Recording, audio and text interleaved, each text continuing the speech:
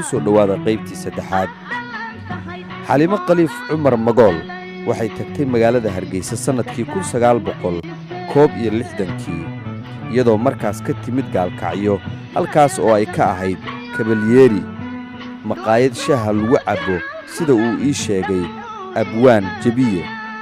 waxaa ku heliyey safarka Magool qaar ka mida saaxiibadeed fanka jecel. Magool waxaa ku jiray hami fog oo dhinaca fanka ah.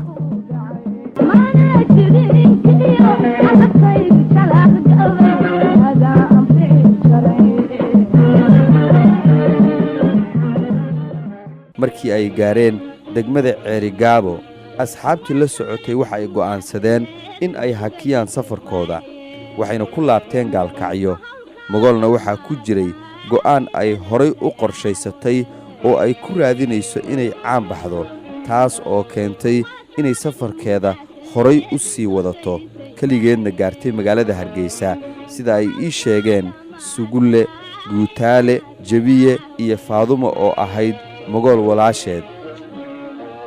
Guutaale wuxuu sheegay in Cabdulaahi Xamari uu ka mid ahaa dadkii ku wehelinayay Magool safarkii ay Gaalkacyo uga timid, kana noqday Ceerigaabo, halka Maxamed Aadan Dacar uu sheegay in Magool ay weheliyeen 2 nin, mid wuxuu ahaa Fanax, kan kalena Yuusuf Shaacir.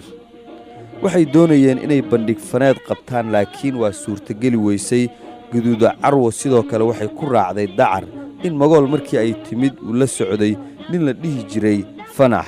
Jabiye isna wuxuu sheegay in Magool ay ku degtay ama ay martigelisay haweeney lagu magacaabi jiray Xalwo Tuuro, gurigaasna waa halkii ay iskaga beddeshay guntiinadii ay xirnayd oo ay xiratay dirac.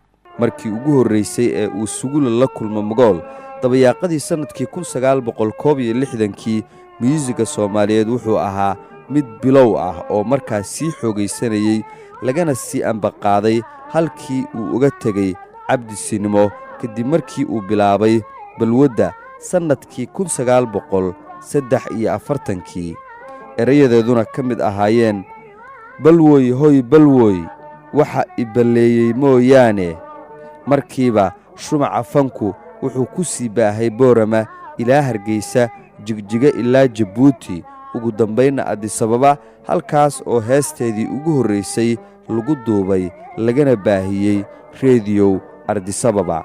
xoogaysiga fanka iyo heesaha ee magaalada Hargeysa waxay keentay in laga hirgeliyo magaalada Hargeysa raadiyo lagu magacaabi jiray raadiyo Kudo sanadkii 1943, kadibna magaciisa loo beddelay raadiyo Hargeysa sanadkii 1944, wuxuuna qayb ka qaatay in laga baahiyo waddaniyadda wakhti aan weli xorriyad la qaadan.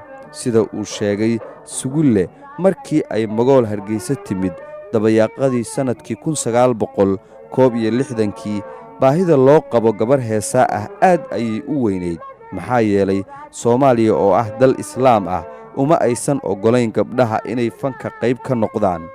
ragga laftoodu waxay buuxin jireen doorka fanka ee gabdhaha. kooxdii walaalaha Hargeysa ayaa u qaaday riwaayadoodii ugu horreysay Cadan iyo Jabuuti, iyadoo kaalinta haweenka ay jilayeen rag. gabadhii ugu horreysay ee meel fagaara ah riwaayad ku jisha waxay ahayd Sahara Nuur Iftiin, kadibna waxaa ku soo xigay Faadumo Cabdulaahi Maandeeq. fanaaniinta iyo abwaanadu waxay si joogto ah u ururinayeen dadka fandoonka ah, gaar ahaan dumarka, iyagoo ka eegaya codka iyo qaabjilliinka. sidee loogu aqoonsaday Magool inay tahay fanaanad buuxda? waxaad kaga bogan doontaan daawadayaal qaybaha soo socda.